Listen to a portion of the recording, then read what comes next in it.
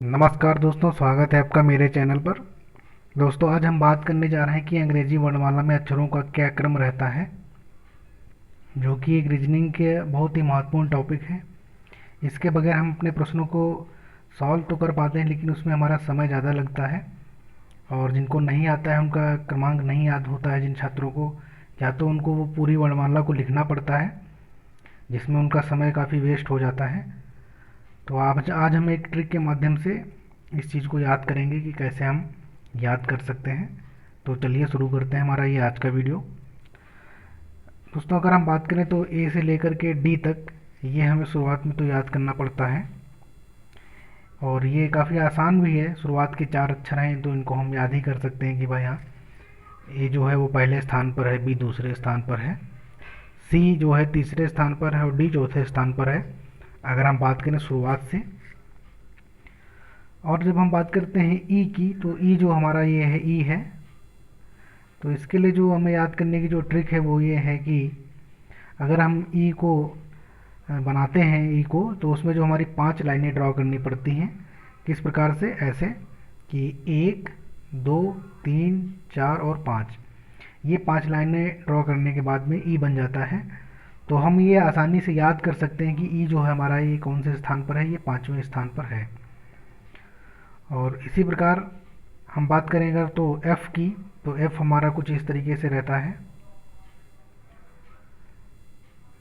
और अगर हम इनको ये चीज़ मिला दें ऐसे, और इसको ये देखिए पी टाइप का कुछ बन गया है। अगर हम पी को इसी प्रकार ऐसे उल्टा रख दें इस तरीके से, तो ये कुछ 6 टाइप का एक स्ट्रक्चर बन रहा है। यानी कि हम आसानी से याद कर सकते हैं जो हमारा एफ है वो 6ठे स्थान पर है।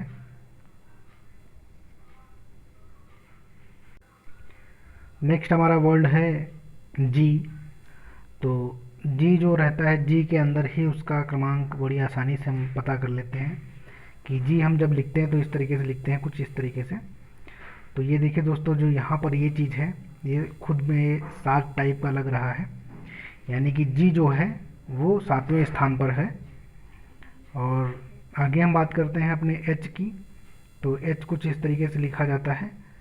और इसमें अगर हम कुछ एक्स्ट्रा एडिशनल ऐड कर देते हैं कि अगर हम ऊपर वाले को ये मिला दें और ये वाला मिला दें अगर, तो ये देखिए कुछ 8 प्रकार का ही स्ट्रक्चर हमें दिखने लगता है।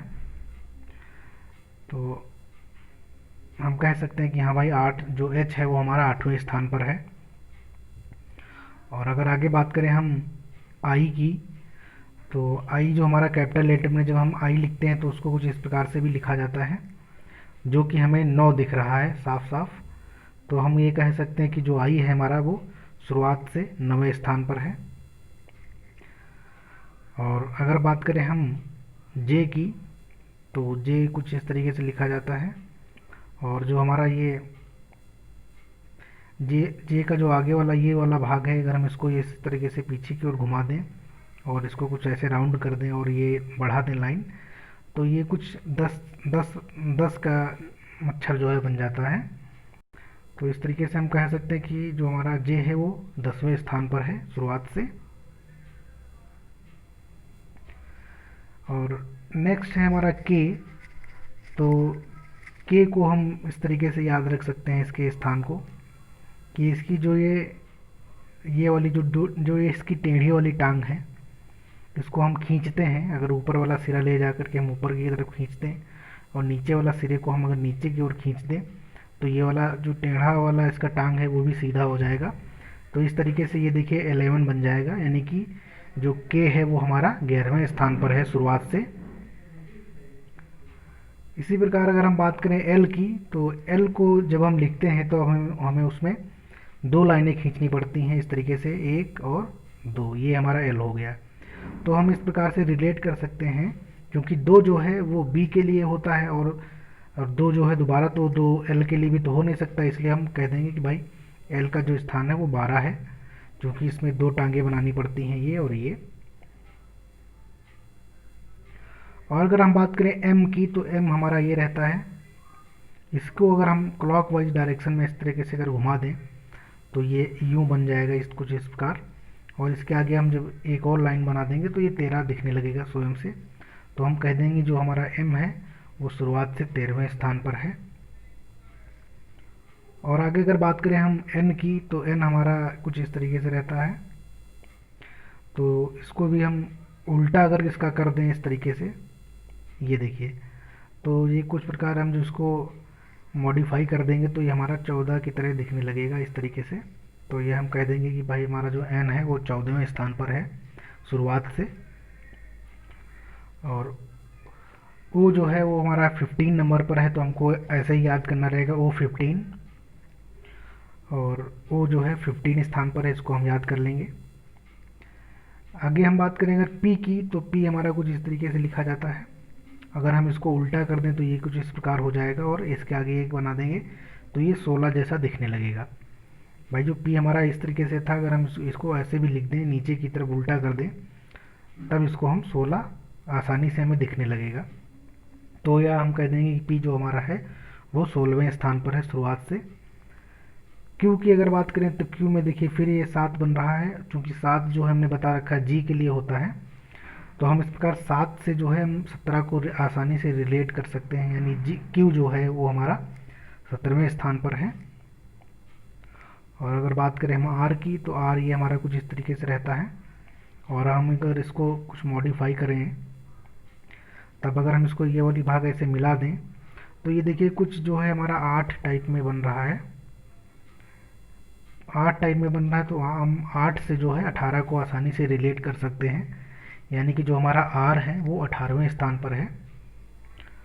और अगर हम बात करें एस की, तो जो एस रहता है वो इस तरीके से लिखते हैं हम। अगर हम इसको थोड़ा सा मॉडिफाई करके देखते हैं, तो अगर हम इसको ऐसे मिला दें, तो ये देखिए कुछ 19 टाइप में ही बन रहा है, दिख रहा है, और 9 बन रहा है, यानी कि हम 9 को 19 से रिलेट कर सकते हैं इस तरीके से। तो एस जो है हमारा 19वें स्थान पर है। टी के लिए हमारी ये ट्रिक है कि T20 क्रिकेट तो होता ही है, तो हम इस तरीके से याद कर सकते हैं कि T20 क्रिकेट, तो हम टी का भी स्थान याद कर लेंगे अपनी आसानी से। और अगर बात करें आगे हम यू की, तो यू का जो रहता है वो 21वां स्थान रहता है शुरुआत से अगर बात करें। और वी की अगर हम बात करें, तो वी में हम 2 लाइनें खींचते हैं इस तरीके से, पहली हमारी ये हो गई, दूसरी हमारी ये हो गई। तो इस प्रकार हम 2 से 22 को रिलेट कर सकते हैं, क्योंकि 12 तो हमारा हो गया एल के लिए, और 2 हो गया बी के लिए, और जो फिर से 2 आएगा वो 22 के लिए हो जाएगा। ये जब हम प्रैक्टिस में लाएंगे इस ट्रिक को, और अपने इस नज़रिए से देखना स्टार्ट करेंगे हम अक्षरों को, तब ये चीज़ें हमारी यूज टू हो जाएंगी, और बड़ी आसानी से हम अक्षर को देख करके ही उसका क्रमांक बता देंगे, यानी कि इस प्रकार से हमारा जो देखने का नज़रिया है वो चेंज हो जाएगा। जैसे हम डब्लू को देखेंगे तो हमें पता चल जाएगा डब्लू 23 के लिए होता है, किस तरीके से होता है, कुछ इस तरीके से। अगर डब्लू लिखे तो ये ऐसे होता है। अगर हम इसको एंटी क्लॉकवाइज घुमा दें, तो ये कुछ हमारा इस तरीके से हो जाएगा, और इसके आगे जब हम 2 लिख देंगे तो ये 23 हो जाएगा। तो जब हम देखेंगे कि इस तरीके के मतलब इस तरीके का कुछ रहेगा स्ट्रक्चर, तो हम 3 से उसको आसानी से रिलेट कर सकते हैं, इसको घुमा करके क्लॉकवाइज या एंटी क्लॉकवाइज। तो डब्लू का जो होगा 23 हो जाएगा। और एक्स में जो रहता है वो 4 हम लाइनें खींचते हैं, तब हमारा एक्स कुछ बनता है कुछ इस प्रकार से, एक लाइन, दूसरी लाइन, तीसरी और चौथी लाइन, तब ये एक्स बनता है। यानी एक्स में हम 4 लाइनें खींचते हैं, तो 4 से हम 24 को आसानी से रिलेट कर सकते हैं।